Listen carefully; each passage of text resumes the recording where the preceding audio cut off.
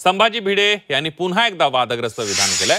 गणेशोत्सव आणि नवरात्रोत्सवाचं वाटोळ करून टाकल्याचं संभाजी भिडेंनी म्हटलंय।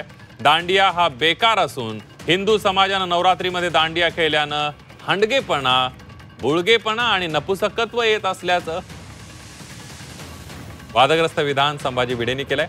सांगलीमध्ये शिवप्रतिष्ठानच्या वतीनं आयोजित दुर्गा माता दौड प्रसंगी ते बोलत होते। आदर्श चित्तात ठेवून आपण येतोय, आपण गंमत म्हणून येत नाही आहोत। गणपती उत्सव अरे त्याचा फार वाटोळ करून टाकला, पण नवरात्राचा वाटोळ करून दांडिया फांडिया कसा दांडिया बेकार।